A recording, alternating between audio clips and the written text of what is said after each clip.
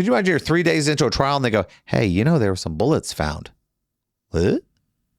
Oh, they're 3 days into the trial? Yeah. Okay. I take back what I just said about the judge doing something unprecedented. Welcome back to Under Oath. This is a case I've been following a long time. The state of New Mexico versus Alexander Ray Baldwin III. We take for granted when we give some guy a name or they got a pen name what their actual name is. Alec Baldwin. Did you buy the idea that his name was actually Alec? I did. I didn't know his name was Alexander. No. I didn't know his middle name was Ray, and I didn't know he was the third. That's Come true. on, Alexander Ray Baldwin III. Yeah, why wouldn't he use that name? That name sounds so much more impressive. When you're younger, than you want to go. When you're younger, you Alec Baldwin? Who's that? Alexander Baldwin III. Now that's a name, but not a Hollywood name. Well, that takes up the whole screen. What are you talking about? That's a great name. You need to fit it under a marquee. Leonardo DiCaprio. It takes up that much space. All right, let's go. Great. Let's get into the serious issue here. As you're aware, gone. Alec Baldwin's gone? No, the case is. Oh, okay. Alec Baldwin. I knew that. I was just being. I know. Obtuse. Oh, do you know the math behind getting your case dismissed in the middle of the trial for, let's just say, ethical issues? Pretty low. Almost impossible. Pretty low. Pretty rare. In the middle of a trial. Not like before the trial. The judge took. Not on appeal. The judge took a sort of an unprecedented approach. It's precedented. Oh, no. It's very precedented because exactly what he said, because he found out there was hokum. There was hokum. Yes. Hokum. Yes. For those who don't know, hokey stuff. In other words, the people who went out after him did some, let's just say some sketchy stuff. The government did sketchy stuff. You don't say.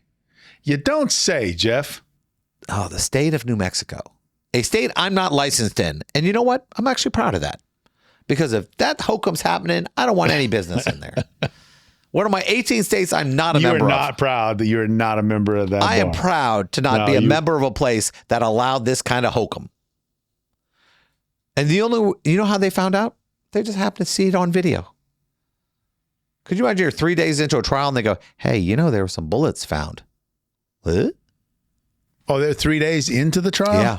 Okay. I take back what I just said about the judge doing something unprecedented. I thought this was a pre-trial motion to dismiss. No. The jury had already been picked? Yep. Okay. They were sent out of the room for it. Then what she did is absolutely appropriate. Now here's what cuts me up the best. A co-prosecutor on this case, Erlinda Johnson, resigned on Friday as the judge was weighing the case. Before the judge even determined whether or not? Yes, she resigned. Wow.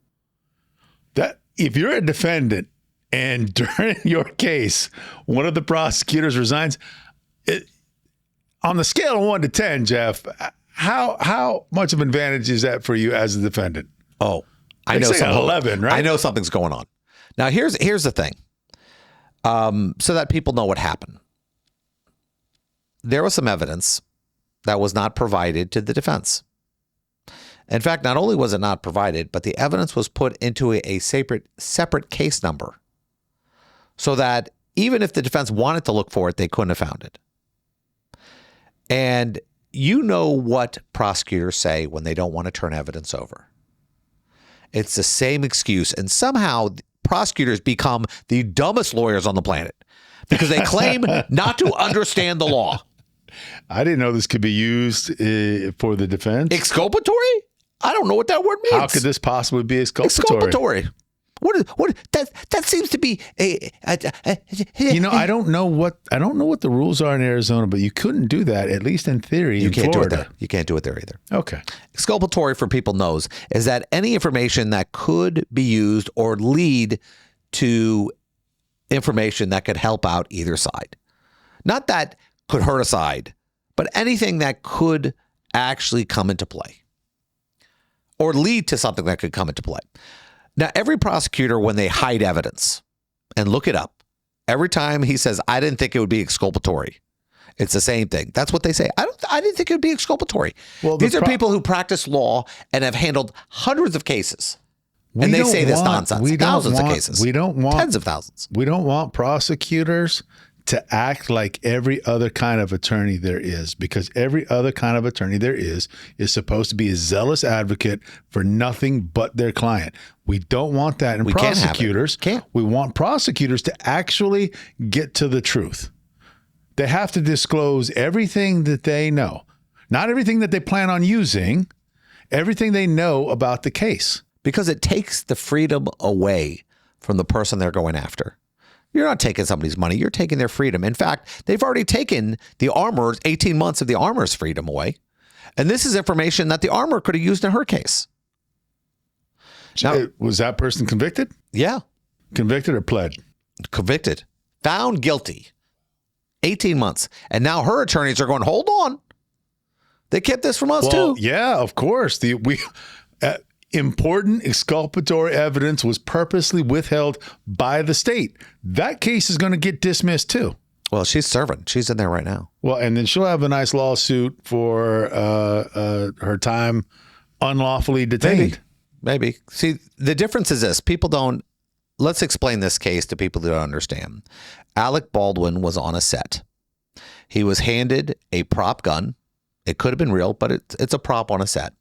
And he was told to fire in the direction of the camera to set up a scene. Well, there was a live round in that gun. And when he's claiming he didn't fire the gun, but even if he did, he fires the gun, and instead of a blank, an actual bullet comes out of this thing.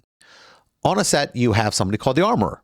The armorer is charged of all weapons. Plastic, you name it. Guns, knives, whatever is used, that could be used in a violent manner. Baseball bats, they're in charge of. Is that right? Okay.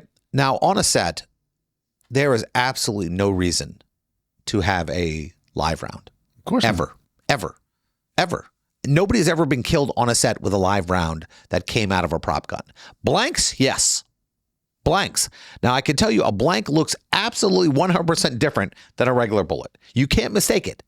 You can't mistake these because they have like a little... They're turned. Jeff, you got to be careful because you're making a really good argument on why the actor, right before he fires a gun, if the scene calls for it, should check. Because like you said, the blank is completely distinguishable. The actor on a set is not responsible for the gun. The armorer is in charge of the gun. Everything about it, the armorer is the one who's supposed to check the rounds. The armorer is the one supposed to do this. So you're saying though that it is the job of the armorer to do that. Yes. Okay, that is true. It is not true that that's the only person responsible for the gun. Anyone who handles the gun is responsible for the gun. Why do you say that? What rule is this? What rule? What rule? There isn't a rule, there isn't a rule. Jeff. No. Yeah. And in no set in history has this been the case. Common sense is the rule. No, it's not common sense. Actors, doesn't matter. You can be dumb. The rule of order is never give an actor a live weapon or anything else. Ask anybody on a set. They don't even give them knives, rubber. They don't trust an actor. You can be dumb. No, that's the problem. You still have to check before you fire a gun. It's in your possession. You're the last line of defense. No. Whoever's holding the gun. That's the argument they were trying to make. Last line of defense. That's the argument the prosecutor was supposed to make. Like and they would have prevailed. Alec would have been convicted, I think. He would have definitely been convicted. No. But for the fact that the state withheld important evidence. I don't think so. You know what you'd have? Because he's guilty of manslaughter because he was reckless. He wasn't reckless. Of course he was. How are you reckless? He fired a gun without checking to see if a bullet. Every actor on the planet has done this. Oh, okay. Hey, officer, everybody else is speeding. Why did you get me? So if I hand you a cap gun by accident, I give you a cap gun and you fire it and a bullet comes out and kills me, you're responsible? Yes. No. You can't even look at me like that. Look at you. Yes, I am. You can't even look at you. Look at you. Of course. Crazy eyes. You want to say that to me. If you hand me a cap gun that is capable of actually firing a bullet, it's going to weigh different than a toy cap gun. It's going to look different. These guns aren't meant to be fired. Different. None of these guns are real guns. This is like a red herring type of argument. He had an actual gun. He wasn't handed a cap gun. He wasn't handed a prop gun. He didn't know it was a real gun. He was handed a real gun. Handed a prop. It's called a prop. It was a real gun. Okay. You can call it whatever you want. It was an actual real gun. It was handed to him. And when it gets handed to you, whoever you are, you have to pull back and say, okay, is it blank? Oh my God, look, you handed me a loaded gun. What the F are you doing? So like John Wick, for example, John Wick gets these machine guns they hand him, and there's 4,000, 100,000 blanks in it. He's got to go through every round to make sure it's not a real one. You got to check the first one. He's got to check the first one. There were 2 rounds in this gun. Supposedly there were 2 rounds. You know, what happened is this. You have a murderer out there. You actually do have a murderer out there. You have somebody who brought 6 live rounds to this set and hit it in different things. Legally, you have an accomplice to murder. No, you have somebody who intended to kill somebody. They knew that at least negligent homicide is on the table for anybody. Yeah, Alec is definitely guilty. I don't think so. In my opinion, of negligent homicide or at least manslaughter. They will bring for not hundreds of gun. people onto the set. They will bring hundreds of experts out there who will say, what is an actor's duty on the set? You know, this has happened. You're making it seem like actors have a different duty with respect to handling guns than anybody else. And that's not true. What do you? It's whenever you get handed a gun, it's your responsibility. You have to act reasonably. If you do something unreasonable, what are you unreasonable? Then you're gonna have to pay the consequences. Oh, it's unreasonable. Like firing the gun. Now here's what the judge found, and it's amazing. Well, I agree with you on what the judge did. Let me say what the judge found. The judge found in this case, the state's willful withholding of this information was intentional and deliberate, and there was no way the court could right this wrong. Now, understand this. After the jury's picked, that's true. She didn't have an option. You could have mistry a case. After the jury's picked, you can't. Well, and then what are you going to do? Bring another trial? No, yes. You can't do that. You can't. No, as long as it's not done with prejudice. That's double jeopardy. I've already picked my jury. I can mistry a case. Of course you can mistry a case. Judge could say, I can grant the mistrial. The motion in front of her, she could have done it without prejudice. Well, true. But and for those who know, when you hear the words with prejudice, that means it ain't coming back. That's the Cosby that happened in Philadelphia. You can't retry it when something gets killed with prejudice. When a judge says, I accept your motion, I'm going to rule, and I'm going to dismiss the case with prejudice. That means you can't refile it again. The prosecutors in this case were more concerned about winning than bringing the truth out. Well, you know what they wanted. And they screwed up. You know why they wanted it? Now, yeah, they wanted to win. They wanted the big score. Why they wanted to win here? They wanted to be the guy that took Alec Baldwin down. There you go. That's what they wanted. They wanted notoriety. Lawfare. Yeah, something like that. They don't call it warfare anymore. It's lawfare. And it's disgusting. But you know what? It's disgusting. Lawfare isn't new. You know what's Lawfare's more not new. The prosecutors are discussing what they did, but their incompetence or their overzealousness to win instead of finding out what actually happened. Now you let somebody who actually deserves to be punished completely off. Well, the armorer got punished. Alec Baldwin is going to go the rest of his life not having to suffer one bit of consequence for this action. Okay. Well, let me ask. He was completely. Well, there was a consequence. There was a consequence. He went through a lot. He went through a lot dealing with this. Well, he should have. Okay. He should have. Are you feeling sorry for him? What about the director? What about director responsible? What did the director do? Did the director hand him the gun? Then she was in charge. Absolutely they were in charge. Yeah. You're in charge. So the person in charge should be responsible. Yeah, but the director wouldn't be as criminally responsible as Alec would be. How much responsible should they be? Well, it's degrees of responsibility. Okay, what degree should the director? The farther you get away. So the director is in charge of what? Hiring the people to make sure that the wanting the shot. For making sure that the armorer knows what he's doing. So if the director hired an armorer who didn't know what they were doing, or let them not show up at work that day, or let them, you're interning with a new armorer? Yeah, you're going to teach somebody? Sure. Let somebody who's inexperienced they have an option, don't you? What's they could have done it digitally. They didn't have to. This gun didn't have to be fired for real. It could have been fired. There could be digital. Is there an expense difference? No. Would it cost more to no. In fact, you probably wouldn't need the armor. It probably could get in a first shot. You wouldn't have multiple shots. It could be cheaper.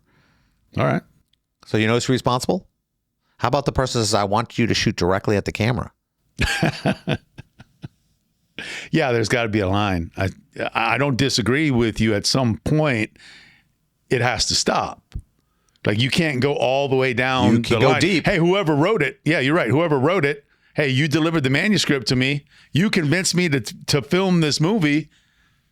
You guys contributed to the finances for the What budget about the for the person movie. who chose to use a real gun instead of a prop gun? But when you have somebody just firing what they know to be an actual real gun at a camera and they didn't check it at all, you can't tell me that they get to just absolve themselves of any responsibility at all. Then you know what? Then anybody who has ever done it, in fact, who's ever done it on a set in the last, well, we have to limit it to a third-degree felony. So anything that's happened in the last 5 years, any actor who's fired a gun is guilty of... That hurt somebody? Yeah.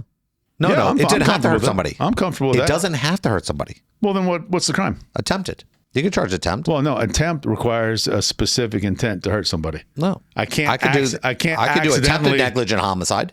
No such thing. Sure it is. No such thing. There's always an attempt. No. It's always an attempt. An attempt is the lesser Reckless included endangerment? of a specific intent crime. Reckless endangerment. You didn't even try to look if there's a bullet. Specific intent is what you're talking Reckless endangerment. So what? I was just acting reckless. So every actor who's done this, we're going to arrest every actor. In fact, John Wick, I got him on 3,000 felonies in his last movie alone. Reckless intent. So there's no attempt at reckless. It is. You shot a gun, and not an attempt. You did it. The fact that your reckless behavior didn't result in somebody getting hurt is Didn't what mean you didn't prevents the try. crime. Didn't mean you tried. You have to specifically try. I disagree. You can't specifically try and also at the same time Assault. accidentally do something. If it's reckless, it means you didn't have the specific intent. You can't have them both together. I think you can. I know you think that, but you're wrong. Okay. Point is the idea to hold him responsible. And you're going to He should have had some responsibility. How many people? But that's the point. You could have 7 people responsible for that I don't know where death. the line ends. Well, you're talking where it but I ends. know where it begins. No, it began with the Just because armorer. I can't articulate where the end of the line is doesn't mean I can't tell you where it starts. Who was And more it liable? starts- The armorer or the actor? Oh, that's a good question. They probably share equally there. No, they don't. The armorer if who the handed him guy- a loaded weapon. If the guy hands Alec, Not they're criminally. both responsible. Maybe civilly. But I'm not going to And do it might be a criminally. mitigating factor that Alec said, hey, I relied on the armorer, so don't send me to prison for the rest of my life. Well, he's only going to do 18 months. That's it? Yeah. Oh, my God. They were looking at 18. In the end, this is the way it works out. The most important factor in this case is that this case was dropped the first time. It was only brought up against Alec Baldwin because he's a celebrity, because of his views. I didn't know that it was dropped the first time. It was dropped the first time. Who's the first crew that dropped it? The first set of prosecutors. And then they got a special prosecutor. Really? I didn't know that. I love the word special prosecutor. You know why you hire a special prosecutor? Because you really want them bad. Somebody really wants you bad. Because the regular prosecutor's like, we don't want responsibility for this. Yeah. A special prosecutor only has one job. A regular prosecutor has lots of jobs in that they've got lots of cases they need to prove. Anytime they bring a anytime you heard special prosecutor, somebody wanted that guy. And in this case, well, they wanted somebody, at least in theory, you want somebody who has the time to think carefully about every single really, thing you think they're it's doing. the time? Or you think that's it's political? Come on. Stop it. Yeah, it might be political. Stop it. You know it. Like, look what happened to Trump. That special prosecutor that they weren't even allowed to appoint. I love this one. Here's what lawfare has no political affiliation. Republicans, Democrats, Independents are all willing to wield the criminal justice system against their enemies. Now, the big problem with this case is because of the way the prosecution handled the case, we will never find the person who attempted to hurt somebody. That was their intent by sticking live rounds on a set, that they knew that somebody could be killed with this. And this is intent. What do you think about creating laws where if a prosecutor does something egregious enough that there's either some sort of criminal or civil responsibility? Do you think that would help them stay on a straight and narrow path? And I like the idea, but you and I both know here's the better law. that judges are not allowed to get endorsements by prosecutors or other government officials. Because then a judge doesn't have to worry about ruling fairly in a case because he's worried about his election. Because this is what happens. Judges, and I've been in front of these people who've been threatened by the state attorney who'll say, well, I'll just drop it and blame it on you. And they know what that means. They know it's going to affect their election in the future. I need judges who are going to rule without the fear of the prosecutor's office. And that's what happens. I see what you're saying, but I don't know that that would be as effective. And here's why. Because, yeah, it would be true that the state attorney and all of his prosecutors and all law enforcement couldn't publicly endorse a particular judge. But a judge who's sitting on a bench, you don't have to publicly endorse them. You can say things that let him know that, oh, well, you know, I control all of these votes in this particular county. And depending on the county size, I mean, that might be a significant group. Well, you know what happens in our county. It happens in Orange County. But here's the problem that I have with that. This person, these prosecutors, this case was dismissed because the state willfully did this. It was intentional and deliberate. Okay? Yeah, so I could see this case being where we bring a case against them. They violated the law. Do you think any of these people are going to get punished? Even with the bar, even with the legal bar, because no judge, every time you get one of these judges, these prosecutors for doing something shifty, 50 judges get behind him and go, oh, I don't think you should prosecute him. This judge in her statement said, wait a minute, we have spent millions of dollars, time, effort, all this time for you to do something like this, that I have to throw all this out, and this family might not get the justice they deserve because you did something shifty. Now, do you think somebody's going to file a bar complaint against this prosecutor or the prosecutor quit? No. Yeah, You're never going to see it. I think the judge has to. Nope. You won't even see the light of day. I think the defense attorney probably has to file something that says, hey, listen, here's what happened. I'm discharging my obligations under our local bar rules. So please take a look at this set of facts. You and I both know every bar has the same thing. If they're aware of a situation, they don't need somebody to report it. We have seen that personally, where somebody goes, oh, I read this article in the paper and we want you to give an answer on it. It is in the paper. It's in every paper. Do you think the state of New Mexico, their bar is going to file against these two prosecutors? Hells to the no. Should they? Yes. Yes, right? Okay. Will they? So no. No. I'll agree with you there.